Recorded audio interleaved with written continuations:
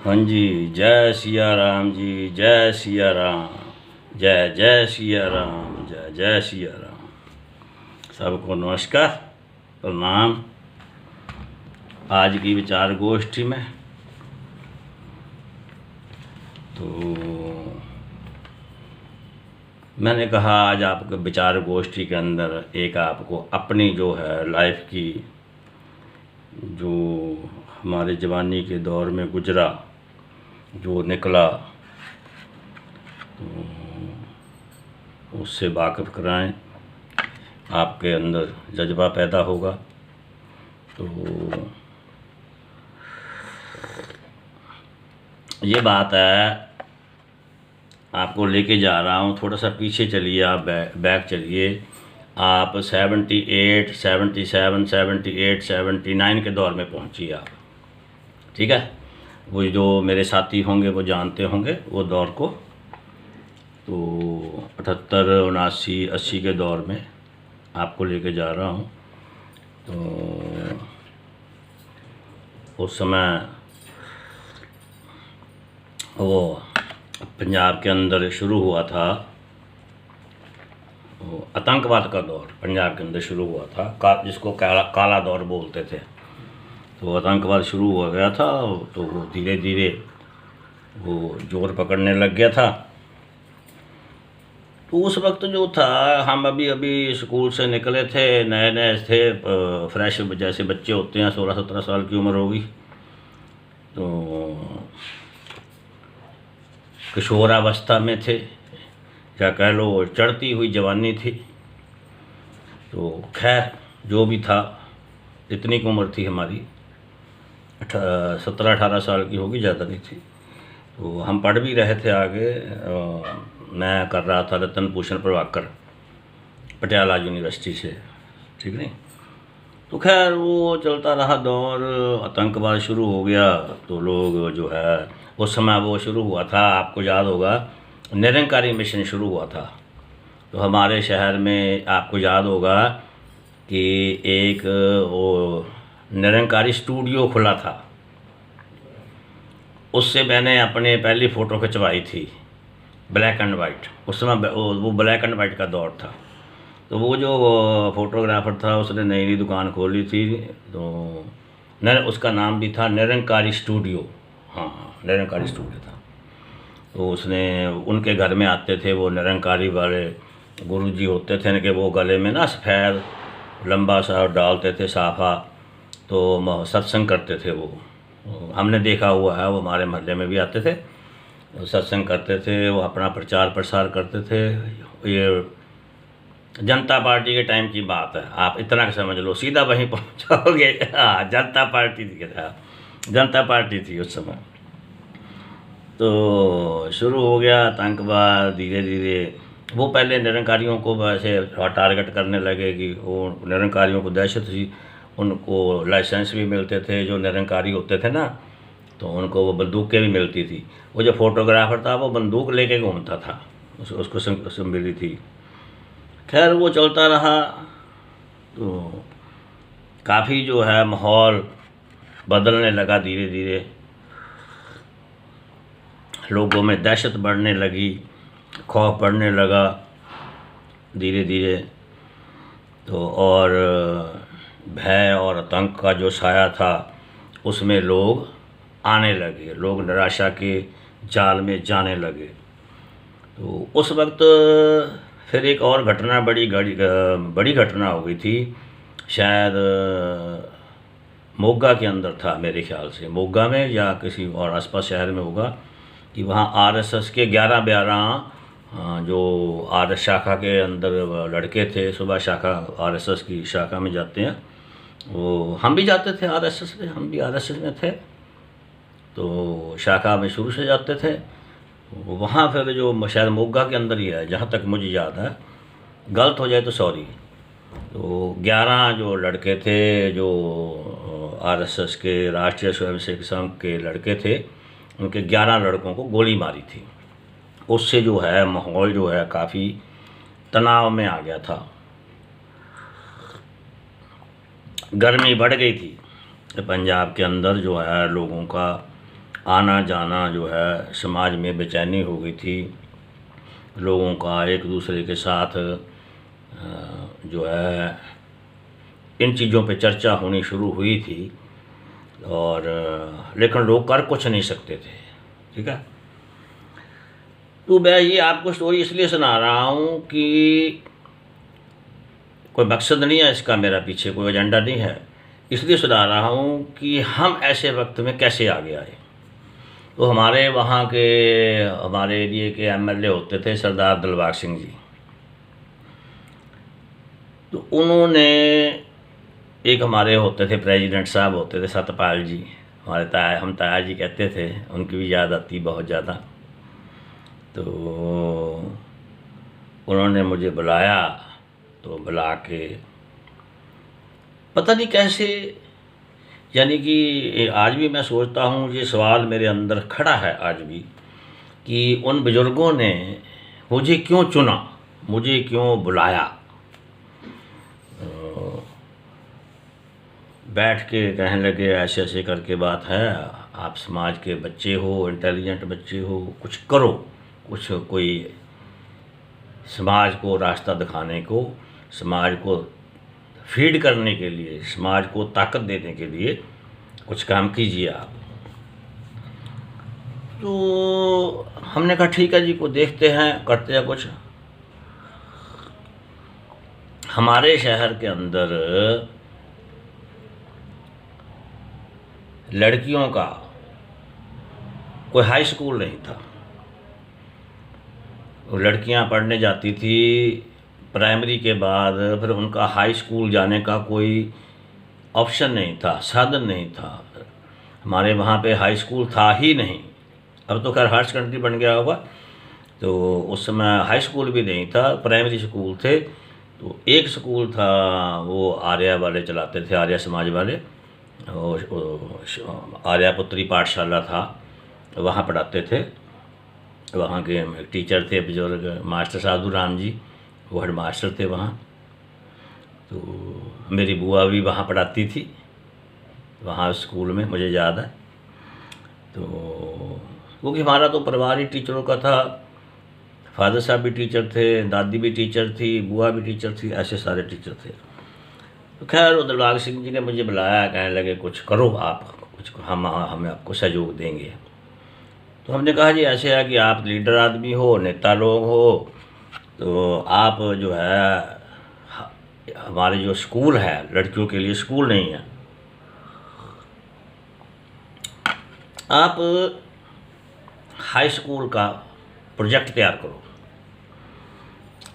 और हम समाज की तरफ लगते हैं, हम कुछ सोचते हैं। वहाँ से फिर हमने जो है अपनी यात्रा शुरू की, समाज को देखा, सोसाइटी को अपने बहुत ही बारीकी से, गहनता से, अपनी दूरदृष्टि से हमने स्टडी करनी शुरू की। तो गांव में जाके आसपास के गांव तक जाना, इधर जाना, राइट बाएं, आप जितने भी आसपास गांव हैं हमारे पास में, आप जानते ही हैं। तो वहाँ पे आना जाना शुरू किया, लोगों के साथ बातचीत करनी शुरू की, सरपंचों के साथ, पंचों से विचार विमर्श किया, हमने स्टडी की। पहले लोग साइकिलों पे जाते थे, खैर टीचरों को मिले, बात की करने के बाद हमने जो स्टेप उठाया वो ये था, हमने बनाई एक मंडली। उसमें 2 गायक थे, पहले तो एक ही था, फिर दूसरा शामिल हो गया था। तो एक चक्की पे लड़का था कृष्ण कुमार शौकी, उसको पकड़ा। एक वो दूसरा होता था राज जोशी जी, उनकी भी आवाज़ अच्छी थी। फिर साथ में हमें एक तीसरा और मिला था लड़का, मेरे दोस्त का, मेरे फ्रेंड का छोटा भाई था संत कुमार, वो गाते थे लोग, तो वो और भी गाते थे। फिर हमने कहा भी ऐसे है, हम स्कूल के लिए एक मंडली बनाएंगे, क्योंकि मैं राइटर था, मेरे तो आर्टिकल भी छपते थे पंजाब केसरी वगैरह में, अपने ट्रिब्यून वगैरह में आते थे, इंग्लिश में भी आते थे। तो उस समय वो हिंदी ट्रिब्यून नई निकली थी, दैनिक ट्रिब्यून, पंजाब केसरी ने जगबानी शुरू की थी नई नई, उनका आपस में कंपटीशन था, वो अलग मुद्दे हैं। तो हमने एक मंडली बनाई, नाम रखा दुर्गा शक्ति मंडली, ठीक है। उसके वो बने प्रेसिडेंट, मेरे आई वाज द सेक्रेटरी, मैं उसका सेक्रेटरी होता था। तो हम, अब मुझे गाना तो आता नहीं था, तो मैं बनता था स्टेज सेक्रेटरी, तो स्टेज को भी संभाल रहा होता था। फिर हमने शुरू किए चौकियाँ जगराते करने, और हमने उसके पोस्टर की, उसका जो है पैसे इकट्ठे करके इश्तिहार छपाए, सारा कुछ किया, और लोगों को मोटिवेट किया कि आप जगराते, आपके घर में विवाह है, शादी है, कोई फंक्शन है, तो आप जागरण ज़रूर कराइए या चौकी ज़रूर कराइए माता की। एक हमारे होते थे मास्टर राम प्रकाश जी बजनीक, वो हारमोनियम बजाते थे। एक ढोलकी वाला होता था तारा सिंह, हाँ तारा सिंह होता था। तो वो दो बंदे तो पैसे देते थे, उनको पेमेंट करनी होती थी, क्योंकि वो ब्लाइंड थे मास्टर जी हमारे जो थे हारमोनियम बजाने वाले। तो हमने वो मंडली स्टार्ट करके, और साथ में और दोस्त मित्र 10-12 बंदों की टीम बनाई, एक मंडली कह लो, टीम कह लो। तो फिर हमने शुरू किए जगराते चौकियाँ लगाने। तो और साथ में ये भी था, हमारी कमिटमेंट थी कि जितने भी ये पैसे इकट्ठे होंगे, जितनी भी कलेक्शन होगी, वो सारी की सारी जो हमारे शहर के अंदर गर्ल्स का, लड़कियों का, हमारी बच्चियों का हाई स्कूल बनने वाला है, उसमें दिए जाएंगे, उसमें डोनेट किए जाएंगे। हम कुछ नहीं लेंगे, हम सिर्फ मेहनत करेंगे,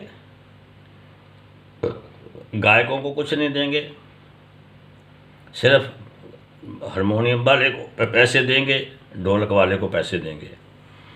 तो खैर जी, काम शुरू कर दिया हमने, अपनी मेहनत शुरू कर दी, धीरे धीरे धीरे धीरे। अब उस हमारे ज़माने में एक स्पीकर वाला होता था, लाउड स्पीकर होता था, एक स्पीकर ले लेते थे, वो एक वो स्पीकर वाले को कर लिया था अटैच, कि तुझको 10, 15, 20 रुपये जो भी रात के देने हैं वो दे देंगे, ठीक नहीं।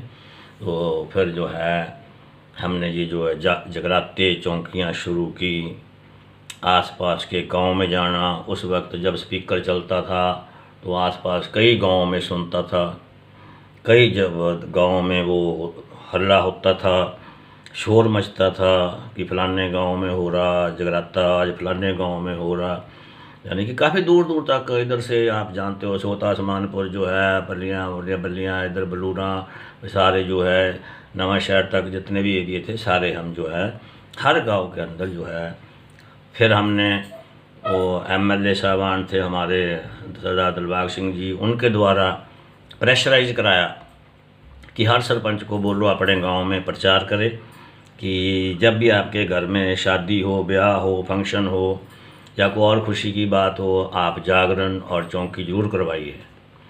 तो यदि कोई गरीब है तो उसकी हेल्प हम कर देंगे, वो उसको ऐसे ही हलवा बनाना है प्रसाद में, तो हलवा सूजी हम लेके देंगे, चीनी भी हम लेके देंगे, तो घी भी हम लेके देंगे। तो घी तो वैसे आम लोगों में घर में होता था, घी कम लेते थे, तो चीनी और सूजी हम लेके दे देते थे कि ले जाओ ये आप शाम को तैयारी करो। तो वह हमने वो मुहिम जो है अपनी तरफ से वो एक मुहिम चलाई, उन लोगों के आशीर्वाद से, उन लोगों के सहयोग से, कि जो है लगे रहे अपने कार्यों में। तो फिर जो है 79-80 के अंदर वो जो है स्कूल जो है बस स्टैंड के ऊपर बनना शुरू हो गया। 80 में शायद 79-80 के में उद्घाटन शुरू हो गया, तो बनना शुरू हो गया। तो बनते बनते करते करते हमने जब पैसे इकट्ठे कर लिए सारे, उसमें से वो हिसाब जो है वो हमारे एक चाचा जी होते थे कृष्ण चंद्र आजाद जी, उनके पास रहता था। तो हमने थैली में पैसे डालते रहना, इकट्ठे करते रहना। उसके बाद जो है सारे जितनी भी नौजवानी थी, जितने भी यंगस्टर थे, जितने भी जवान बच्चे थे, बुज़ुर्ग थे, हमारी बहनें माताएं जितने भी थी, उन्होंने हम लोगों को सपोर्ट करना शुरू किया। ठीक है। और लोगों का ख्याल बदला, लोगों का ध्यान बदला, लोगों का मन बदला, उनके अंदर जो है एक ऊर्जा की नई क्रांति आई, नई ऊर्जा का संचार हुआ। कहने का अर्थ ये है। तो फिर जो है उसके बाद जब हम 80 के दौर में पहुंच गए, बाकी वो चलता रहा तक, वो जो कहानी लग है। तो हमारा जो प्रोजेक्ट था वो अलग था कि लोगों को आपस में इस दहशत से कैसे दूर रखना है। तो उसके साथ साथ मैंने एक काम और कर दिया था। मैंने क्या किया, एक चिट्ठी लिखी इंदिरा जी को, एक चिट्ठी लिखी वाजपेयी जी को। उस समय भारतीय जनता पार्टी नई बनी थी 80 के आसपास। तो उसके अंदर जो हमारा जो माइंड था, उस हिसाब से हमारी जो बात थी, हमने चोट जो करनी थी इन नेताओं के ऊपर, ताकि सरकार को पता चले कि ऐसे लोग हैं समाज के अंदर बैठे हैं। तो वो मैंने चिट्ठी बनाई, मैटर बनाया।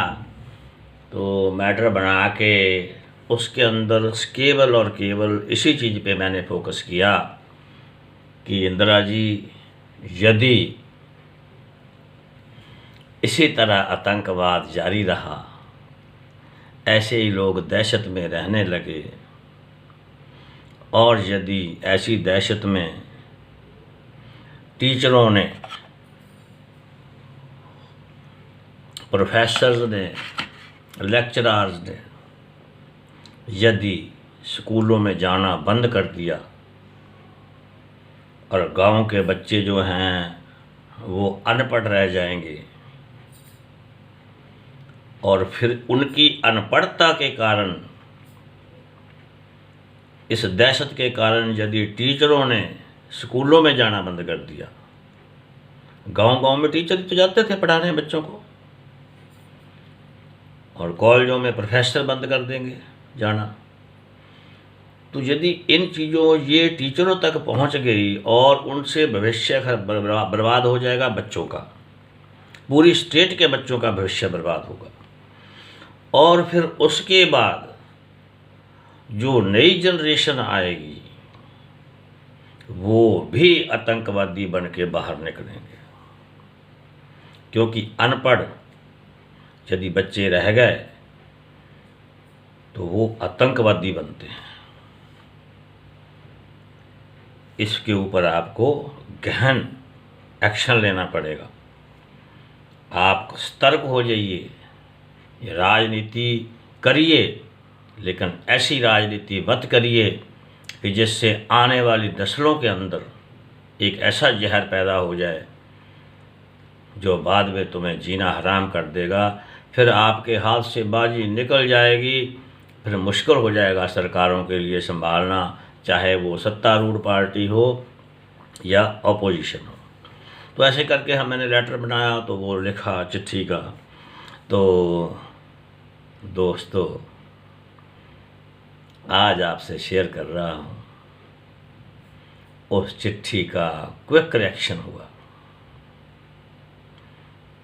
चिट्ठी घूमती घूमती फटाफट भागी, ज्ञानी gel Singh ji home minister थे,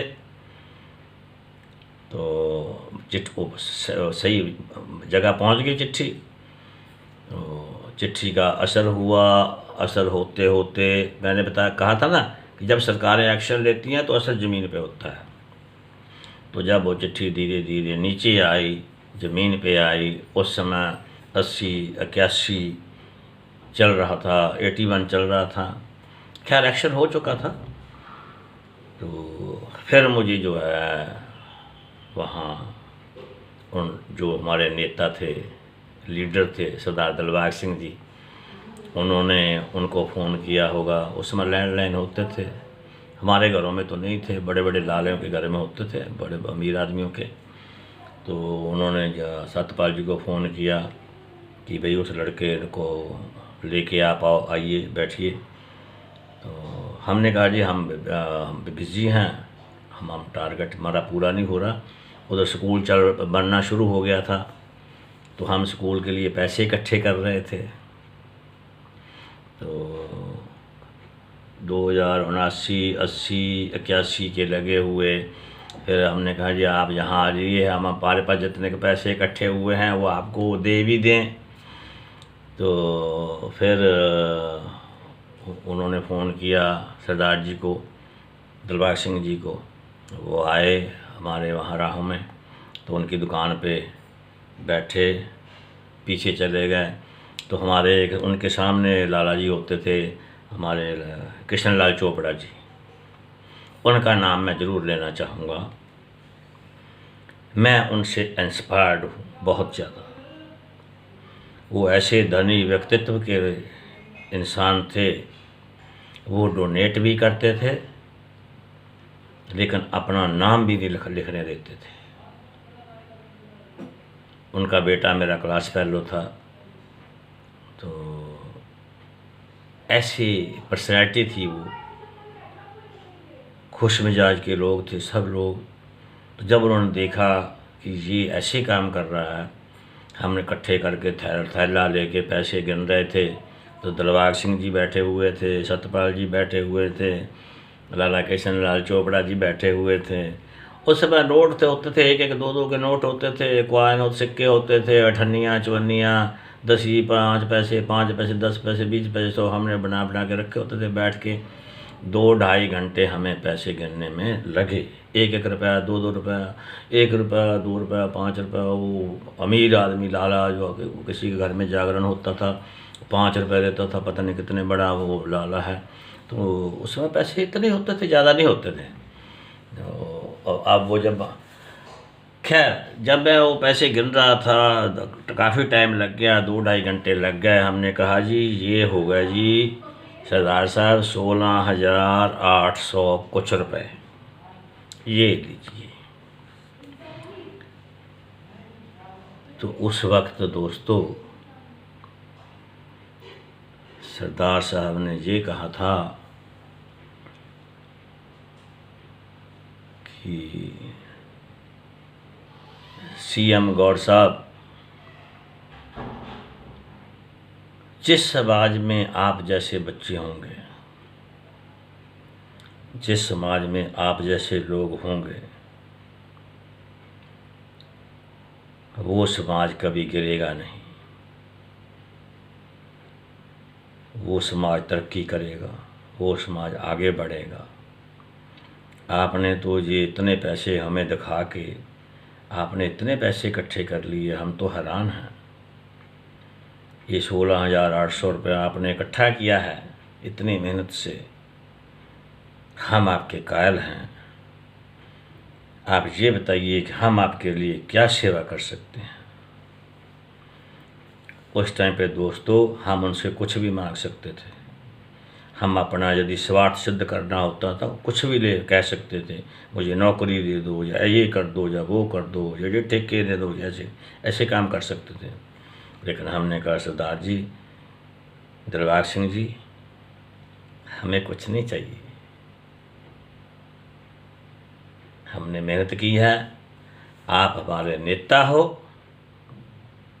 ये सत्यपाल जी बैठे हैं, ये लाला कृष्ण साहब जी बैठे हैं, इनकी मौजूदगी में आपको जो इकट्ठा हुआ आपको दे रहे हैं। बस आप हमारे शहर की बच्चियों के लिए हाई स्कूल का इंतज़ाम करो। बन गया है, आधा का बन गया, आधा का बन जाएगा। हमारी तरफ से जो योगदान था वो हमने आपको दे दिया, हमें कुछ नहीं चाहिए। ये थी हमारी स्वार्थ रहित सेवा। बिना स्वार्थ के, क्योंकि कुछ लोगों को बताना ज़रूरी है, शायद कहीं कोई शंका ना हो कि ये जो विचार गोष्ठी का प्रोग्राम कर रहा है इसमें इसका क्या निहित स्वार्थ है। दोस्तों, मेरा किसी भी काम में कभी भी कोई निहित स्वार्थ नहीं होता। मैं कभी भी स्वार्थ के लिए काम नहीं करता, क्योंकि हमारे जो लीडर थे, हमारे जो आगू थे, हमारे जो नेता थे, मैं लाला जी के पास भी जाता रहता था, लाला जगत नारायण जी के पास। मेरे आर्टिकल छपते थे, वो जैसे मैं जाता था वैसे छाप देते थे। वो कहते थे लाओ पहले इनका छाप दो। वो एक वहाँ होते थे विजय निर्वाल जी, तो उनके छोटे भाई थे विजय चोपड़ा जी, तो जाते थे। मतलब कहने का ये है कि कभी भीतर लालच पैदा नहीं हुआ, कभी स्वार्थ पैदा नहीं हुआ, कभी टारगेट करके ये काम नहीं किए कि इसमें हमारा कौन सा स्वार्थ हल होगा, हमें क्या फ़ायदा होगा। ये नहीं किया। और उस वक्त जब हम बैठे थे सारे, तो चाय पीने के बाद उस समय लाला कृष्ण साहब जी ने कहा था, कहते ये मास्टर जी का बेटा है, ये स्वार्थ सेल्फलेस सर्विस करता है, ये बिना स्वार्थ के काम करता है। जितने पैसे इन्होंने इकट्ठे किए हैं उससे दुगने पैसे मैं डालूंगा। सरदार जी, आप स्कूल को जल्दी से अपडेट कराइए स्कूल। वो ऐसे व्यक्ति थे कृष्णलाल सराफ जी, कृष्णलाल चोपड़ा जी, वो पैसे भी देते थे, डोनेट भी करते थे, दान भी करते थे, लेकिन कभी अपना नाम नहीं आने देते थे। वो हमें कह देते थे, हमने जब मंदिर बनाया था वहाँ राधा कृष्ण मंदिर, तो जब हम उनके पास जाते थे वो मुझे देख के कहते थे कि गौर साहब अपने आप भर लो, सीएम साहब आए हैं तो अपने आप भर लो, जितने भर रहे हैं, तो मेरा नाम मत लिखना, गुप्त दान लिख देना। ऐसे लोग थे, ऐसे लोग हमारे प्रेरणा के पुंज थे, जो बिना किसी स्वार्थ से काम करते थे। आजकल लोग ऐसे लोगों का नाम नहीं लेना चाहते, अच्छे आदमी की विशेषता बताना नहीं चाहते, किसी की अच्छाई बताना नहीं चाहते। निंदा कितनी भी करा लो, जितना मर्जी वो निंदनीय काम करवा लो, जितनी मर्जी निंदा करा लो, जितना मर्जी झूठ बुलवा लो, समझे ना, और जितना मर्जी किसी के खिलाफ दुष्प्रचार कर लो, झूठ बोलते रहो, सुबह से लेकर शाम तक बोलते रहो, करते रहो काम। और जो सच्चाई पे चल रहा इंसान, जो सच्चाई पे चला है, इंसानियत पे चला है, शांति के मार्ग पर चला है, अहिंसा के मार्ग पर चला है, उसका नाम लेना ठीक नहीं समझते। कहते हैं ये आदमी अच्छा नहीं है, ये हमारे मतलब का थोड़ी है, ये हमारे मतलब का नहीं है। ये तो सत्य बोलेगा, सत्य बात करेगा, ये हमारे खोल देगा, भेद खोल देगा। इसके सामने बात करना ठीक नहीं है, इससे दूर रहना चाहिए। तो इसलिए मैं कहता हूँ, सत्यम शिवम सुंदरम, दूर रहिए और दूर रखिए। मैं खुद कहता हूँ कि ना मैं किसी के जाता हूँ, ना मैं किसी के आता हूँ, मैं दूर रहता हूँ। मेरे कोई दोस्त नहीं है, मेरे मित्र नहीं है, मेरी लाइफ में मैं मित्र नहीं बना पाया। मेरा मित्र बनेगा कौन?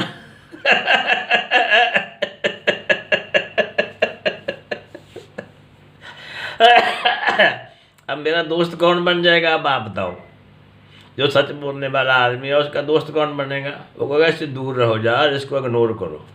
तो इसलिए मैं आपसे भी कहता हूँ, आप भी मुझे इग्नोर कर दिया करो। देख के सुन के विचार गोष्ठी है, इसमें विचार कर लेते हैं आपस में।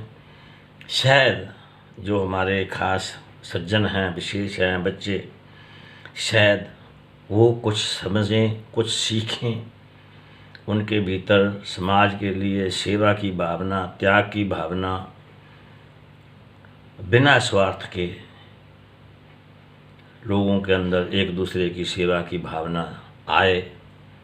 क्योंकि हमने सेवा की है, हमने अपने समाज के अंदर किसी को भूखा सोने नहीं दिया। हम नज़र रखते थे समाज पे, किसी को कोई तकलीफ़ है, यथाशक्ति जो हमारे पास होता था उससे हम उनकी सहायता करते थे, रिस्क लेके भी करते थे। लेकिन स्वार्थ लेस था सेवा, करप्शन फ्री थी सेवा, स्वार्थ फ्री थी, सेल्फिशलेस लाइफ रही है। लाइफ के अंदर सेल्फिशलेस नहीं होती थी, समझे ना। और डिज़ायर फ्री थे, करप्शन फ्री थे, वेट फ्री थे, ज़्यादा वेट नहीं रखते थे सिर पे दिमाग। क्योंकि जो आदमी जो होता है ना वो ऐसे काम करता है, वो उसके दिमाग पे वेट रहता है, ज़्यादा बोझ रहता है कि मैंने इसको क्या कहा, पहले क्या कहा था, अब क्या करना आगे, ऐसे कैसे बनाने हैं, ठीक नहीं, वो मतलब जो चूँ चपड़ कैसे करना है, बात को चकरी चुपड़ी कैसे करनी है। तो ऐसे जो लोग होते हैं ये समाज के अंदर होते हैं, कोई बात नहीं। लेकिन आप जो हमारे बच्चे हैं, जिनके लिए हम बात बताते हैं, जिनके लिए विचार गोष्ठी शुरू की है, उनको बता रहे हैं कि वो लोग ऐसे लोग थे, हमारे बुजुर्ग कैसे लोग थे जिन्होंने समाज को सब कुछ दिया, बिना स्वार्थ के दिया, बिना स्वार्थ के जिए। और आज जो है लोगों के अंदर जो है वो चीज़ें आनी चाहिए।